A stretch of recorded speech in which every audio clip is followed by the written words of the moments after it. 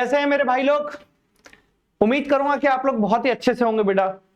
ठीक है, आज मैं आप लोगों को कुछ चीजें बताने आया हूं बेटा। जैसा कि आप सभी को पता है कि आप लोगों का जो मेन उद्देश्य है, जो लोग अभी 10th पास करके 11th पास करके अभी 12th क्लास में गए हैं, तो सबसे पहले तो आप लोगों का यहाँ पर मेन ड्रीम जो है, वो मेन ड्रीम है कि भैया हम लोग कैसे जेई या नीट के एग्जाम में जाएं। बट शर्त यह है कि सबसे पहले आप लोगों को आपके 12th का जो स्कोर है, जो 12th का यहाँ पर परसेंटेज है, उसे आप लोगों को क्या करना है बेटा, इंप्रूव करना है। तभी आप लोगों को एक कॉन्फिडेंस मिलेगा, एक एज मिलेगा, एक प्लस पॉइंट मिलेगा कि आप लोग नीट और जेई के लिए तैयारी प्रारंभ कर सको, तैयारी की शुरुआत कर सको। इस चीज को मैं ऐसे बोल सकता हूं आप लोगों के लिए कि अगर आप ये मानकर चलो कि अगर आप लोगों को किसी भी चीज की शुरुआत करनी है ना, तो शुरुआत छोटे छोटे स्टेप से करनी पड़ेगी बेटा। शुरुआत एकदम छोटे छोटे स्टेप से करनी पड़ेगी। कहने का मतलब क्या है, मैं आप लोगों को कहने का मतलब यहां पर समझाने की कोशिश करता हूं, जरा यहां पर ध्यान से देखने की कोशिश करो। मान लो कि आपको यहां पर जाना है, यह आपकी मंजिल है, यह आपकी मंजिल है बेटा। मंजिल से मेरा मीनिंग क्या है बेटा? मंजिल से मेरा मीनिंग है आप लोगों के पास कि या तो आपको नीट में जाना है या फिर आप लोगों को जेई में जाना है। बट अगर आप लोगों को यहां तक पहुंचना है ना, तो इसके बीच में बहुत सारी स्टेप्स है बेटा, बहुत सारी स्टेप्स है। और जो सबसे पहली स्टेप आप लोगों के लिए यहां है, जो सबसे पहली स्टेप आप लोगों के लिए है, जो सबसे पहली स्टेप आप लोगों के लिए है, वो है यहां पर 12th क्लास का जितना भी बेसिक है, जितने भी बेसिक कंसेप्ट यहां पर आप लोगों के पास है, वो सारे यहां पर बहुत ज्यादा जरूरी है बेटा। सारे बहुत ज्यादा जरूरी है। जब तक आप इस क्लास को अच्छे से नहीं करोगे ना, तब तक आप यहां नहीं पहुंच सकते।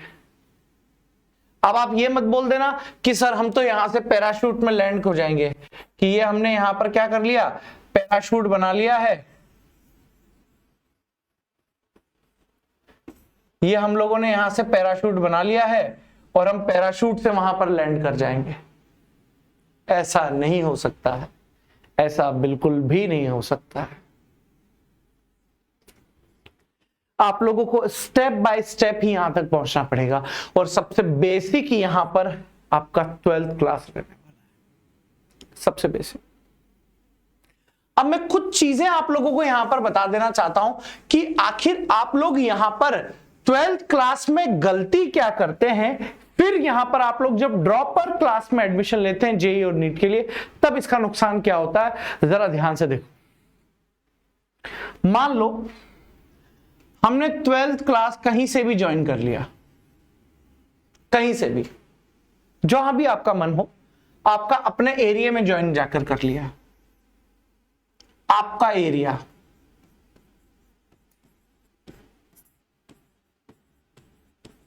आपका एरिया, ठीक है भाई। आपके एरिया में आपने इनको ज्वाइन तो कर लिया, ठीक है, लेकिन हो सकता है, मान लो आप बायोलॉजी के स्टूडेंट हो, 12th क्लास में आप लोगों ने बायोलॉजी को लिया हुआ है, तो हो सकता है वहां पर आपकी फिजिक्स वीक हो, है ना, फिजिक्स सही से नहीं चल रही हो आप लोगों की। हो सकता है कि केमिस्ट्री आपकी सही चल रही हो सकता है बेटा आप लोगों की बायोलॉजी यहां पर सही चल रही हो, बट फिजिक्स आपकी खराब चल रही हो। या किसी जगह पर हो सकता है फिजिक्स अच्छी चल रही हो, केमिस्ट्री खराब चल रही हो, बायोलॉजी अच्छी चल रही हो, या फिर हो सकता है कि तीनों ही खराब चल रही हो। ऐसा अक्सर देखा जाता है। कोई भी व्यक्ति या कोई भी ऑर्गेनाइजेशन या कोई भी ग्रुप 100% परफेक्ट नहीं हो सकता, लगातार उसके अंदर सुधार की गुंजाइश होती है। ये मैं भी मानता हूं अपनी तरफ से कि मेरे अंदर भी सुधार की गुंजाइश है। I am not 100% perfect but I want to be perfect. मैं परफेक्ट नहीं हूं बट मैं परफेक्ट होना चाहता हूं।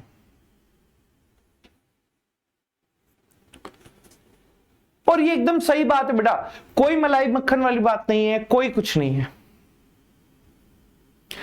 आप अपनी कमजोरियों को पहचानना सीखो। जब तक आप अपनी कमजोरियों को पहचानोगे नहीं ना, तब तक कुछ होना जाना नहीं है बेटा।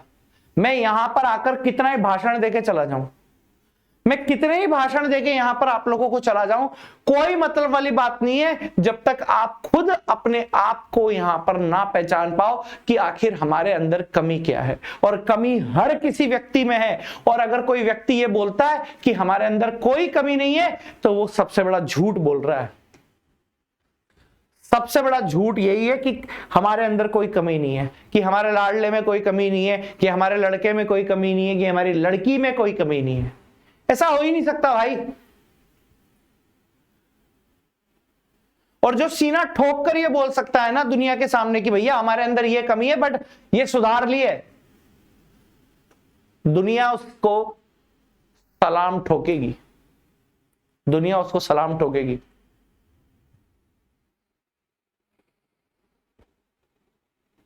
समझ में आ रही है बात इतनी?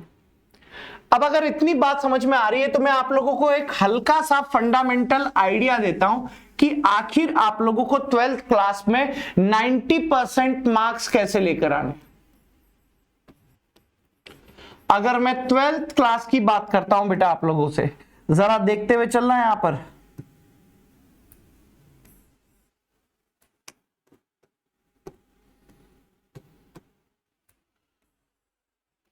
ट्वेल्थ क्लास के अंदर आप लोगों को 90% कैसे लानी है, हाउ टू स्कोर 90%। देखो मैं लिख भी देता हूं,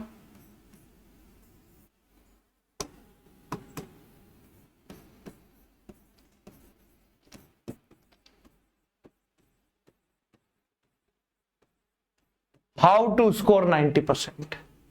90% आप लोगों को कैसे स्कोर यहां पर करना है, ये चीज मैं आप लोगों को बार बार बता रहा हूं, बार बार आप लोगों को यहां पर देखनी है। ठीक है, अब देखो मैं कैसे बताता हूं आप लोगों को। मान लो हम लोगों ने यहां पर फिजिक्स ले ली, सबसे पहली फिजिक्स ले लिया,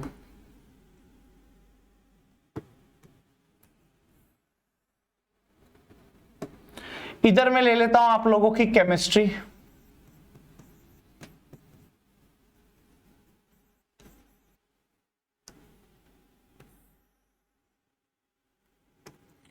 और इधर मैं आप लोगों का ले लेता हूं बेटा बायोलॉजी।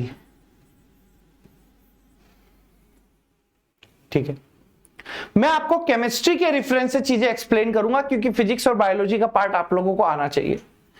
केमिस्ट्री के पार्ट में अगर मैं आप लोगों से बात करूं कि भैया सबसे जो यहां पर बड़ा पार्ट आप लोगों के पास रहता है जिसमें अक्सर बच्चों को तकलीफ होती है, वो है फिजिकल वाला पार्ट, फिजिकल केमिस्ट्री वाला पार्ट आप लोगों को यहां पर। मैं आप लोगों को फिजिकल केमिस्ट्री के चैप्टर में सबसे पहले बोलूंगा कि आप लोग सॉल्यूशन वाले चैप्टर को बहुत अच्छे से कर लो, सॉल्यूशन वाले चैप्टर को बहुत अच्छे से कर लो, क्योंकि इसमें आप लोगों के जो डेरिवेशन वाला पार्ट है, जो कंसेप्ट वाला पार्ट है, जो न्यूमेरिकल वाला पार्ट है, उसमें से ज्यादा क्वेश्चंस आने की संभावना आप लोगों के पास रहती है। सॉल्यूशंस के बाद अगर मैं आप लोगों से बात करूं तो आप यहां पर इलेक्ट्रोकेमिस्ट्री,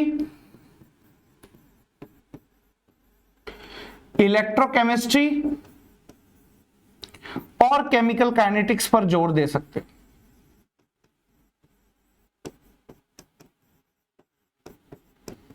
केमिकल काइनेटिक्स पर जोर दे सकते हो। ठीक है, पहली चीज तो ये। अब एक और एडिशनल चीज मैं आप लोगों को यहां पर बोलता हूं कि 12th क्लास में आप लोगों का जो थ्योरी वाला पोर्शन होता है ना, वो बहुत ज्यादा होता है। बट अगर मैं न्यूमेरिकल वाले सेक्शन की बात करूं आप लोगों से, न्यूमेरिकल वाले सेक्शन की बात करूं तो न्यूमेरिकल वाले सेक्शन में से आप लोगों के पास बहुत ज्यादा सवाल पूछने की यहां पर कोई चाहत नहीं होती है 12th बोर्ड वालों को। चाहे वो सीबीएसई की बात करो, चाहे आप किसी भी स्टेट बोर्ड की बात करो, उनकी चाहत रहती है कि सिर्फ और सिर्फ थ्योरी में आप लोगों को निपटा दिया जाए। न्यूमेरिकल सेक्शन इतना ज्यादा किसी भी बोर्ड में नहीं आता है, मैं पहले ही आप लोगों को ये चीज क्लियर कर देना चाहता हूं।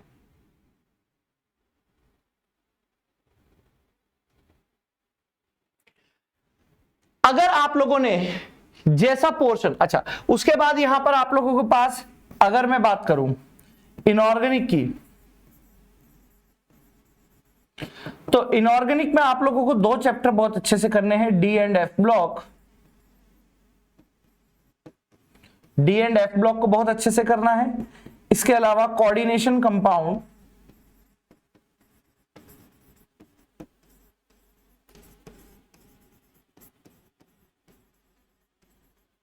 कोऑर्डिनेशन कंपाउंड बहुत अच्छे से करना है।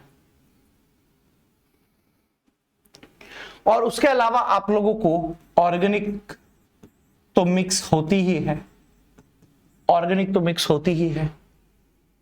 ऑर्गेनिक में आप लोगों को केवल और केवल जो ज्यादा ध्यान देना है वो किस पर देना है बेटा, नेम रिएक्शंस वाले चैप्टर पर आप लोगों को ध्यान देना है, नेम रिएक्शन वाले चैप्टर पर। जैसे पोर्शन मैंने यहां बनाए हैं, सिमिलरली पोर्शन आपको फिजिक्स में भी बनाने हैं और उसी तरीके के पोर्शन आप लोगों को बायोलॉजी के अंदर भी बनाने हैं, आप लोगों के अकॉर्डिंग।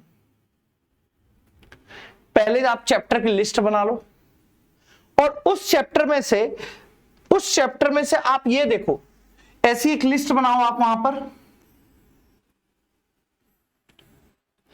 उस चैप्टर में से ये लिस्ट आप बनाओ कि आप लोगों को जो लगता है वेरी हार्ड,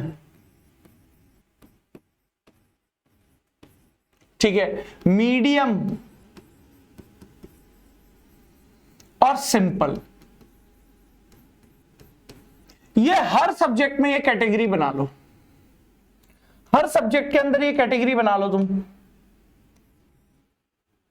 हर सब्जेक्ट के अंदर कैटेगरी बना लो कि वो चैप्टर जो तुम्हें सबसे ज्यादा हार्ड लगता है उसको मैक्सिमम रिवीजन ऐसे टिक करो, 1 2 3 4 बार। जितना ज्यादा हार्ड चैप्टर उतना ज्यादा रिवाइज करो। उसके बाद मीडियम चैप्टर को थोड़ा इससे कम रिवाइज करो और जो सिंपल चैप्टर होगा उसको 1 2 बार रिवाइज करने से भी आपका काम बन जाएगा। और ये चीज हमेशा याद रखना कि जो आपके लिए हार्ड है वो पूरे बच्चों के लिए हार्ड है। अपने आप को किसी से भी कमजोर नहीं समझना है, आप लोगों को अपने आप को किसी से भी कमजोर नहीं समझना है बेटा। इस चीज का आप लोगों को बेहद ध्यान रखना है बेटा। समझ रहे हैं कि नहीं समझ रहे हैं आप इस चीज को? अरे बोलिए। अगर आप इस चीज को समझ पा रहे हैं बेटा यहां पर, तो अगर आपने इतना कर लिया तो जब लास्ट टाइम पर आप लोग रिवाइज करोगे ना तो आप लोग बहुत अच्छे तरीके से बहुत कम टाइम में, क्योंकि जितना ज्यादा रिवाइज करोगे लास्ट मोमेंट पर उतना कम टाइम आप लोग को लगने वाला है बेटा। तो रिवीजन ही आपकी सक्सेस की है मेरे बच्चों। जितना ज्यादा आप लोग रिवीजन करोगे उतना ज्यादा आप लोग बेहतर होते पाओगे और उतने ही अच्छा स्कोर आप लोग अपने एग्जाम में कर पाएंगे। ठीक है मेरे प्यारे बच्चों, तो मिलते हैं आप लोगों से नेक्स्ट सेशन में।